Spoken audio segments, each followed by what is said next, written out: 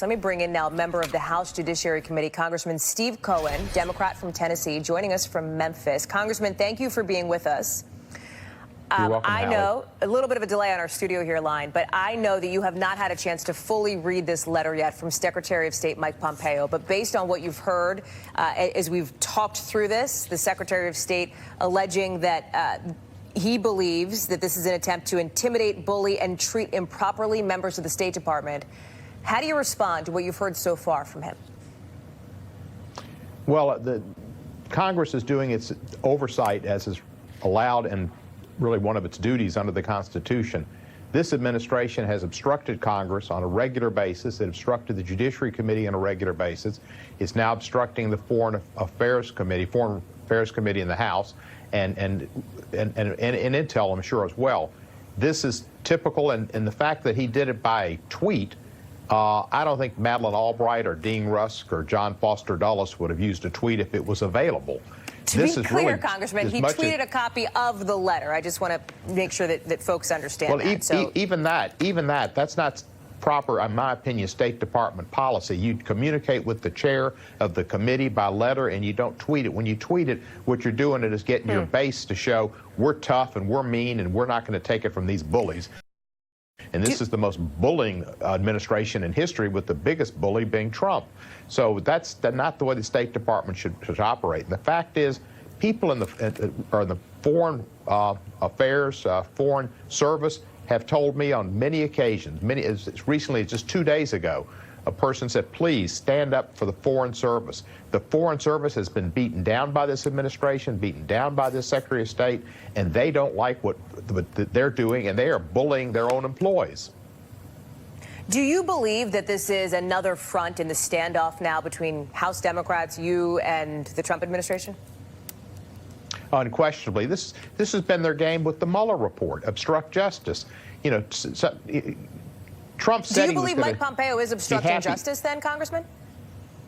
I think that he is obstructing justice by, number one, the other day he didn't acknowledge, and he was on the phone call and played like he had no knowledge of it, and this was all news to him, and now he's saying they're not going to comply, they're going to slow walk. Slow walking is also obstruction.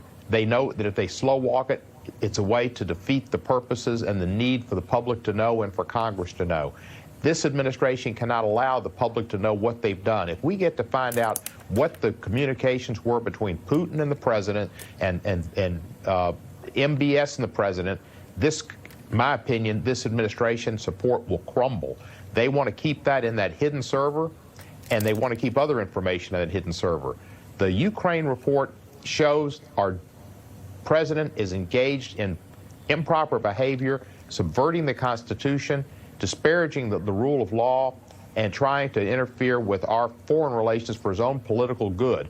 That is abuse of power, and he had basically admitted it by releasing the letter, and the letter speaks for itself. In Latin, it's res ipsa loquitur. It speaks for itself. Congressman, I want to ask you about the Attorney General, Bill Barr, but I want to gloss over what appears to be a fairly serious allegation that you just made, that you believe the Secretary of State may be obstructing justice right now. I want to be sure that I'm clear in understanding that. That is how you feel? That's definitely how I feel. I think they have information that could help. They are withholding it, and they are slow walking it. And all of that is obstruction of Congress. What about the Attorney General, Bill Barr? Senator Lindsey Graham says that if Barr is having conversations about the origins of the Russia investigation, of course, a separate investigation with Australian leaders or directing the president to do so, other countries, that's appropriate because that's part of his job. Do you agree? No, I don't at all. That's something the president has put off for him to work on, and he's assigned the U.S. attorney in Connecticut to work on that. The fact is that election's over. We've had the Mueller report, which has told us that Russia interfered with our elections and is continuing to do it. We've had the IG is studying it, doing a report which should be coming out soon. The fact is the president and his administration are fixated on the 2016 election, which he won through the Electoral College, and whatever means that existed, he won. And he needs to move on. The country needs to move on. Unfortunately, the Mueller report was not conclusive. Come in front of your committee, for example, or come in front of House Democrats? We wanted Bill Barr to come before Judiciary Committee, and he refused to do it when he was going to be questioned by Barry Burke and or Norm Eisen. And as we all know, Chicken Barr didn't show up. I vividly remember your KFC appearance on that hearing, Congressman. Let me ask you about the president's escalating attacks on this whistleblower. And it pointed out the fact that the Attorney General was afraid to be questioned by the attorneys who tore Lewandowski apart, and Barr did chicken out. I'm almost out of time. The president's attacks on these whistleblowers, saying that he's searching to try to find out about this whistleblower, for example.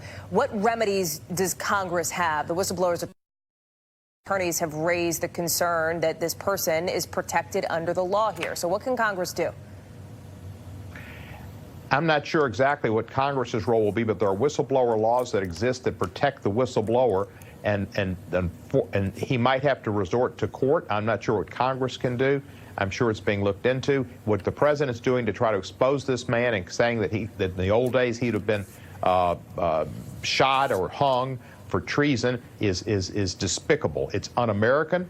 It's not appropriate for a president. It's unpresidential. And it's really sad. The whistleblower is an American hero and should not be threatened, should not be put in jeopardy. And the president needs to get off of his fixation.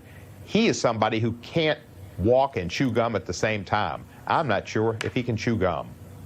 Congressman Steve Cohen, we'll have to leave it there. Thank you for reacting to some of that developing news just as we are on the air here. You're welcome, Hallie. Appreciate it.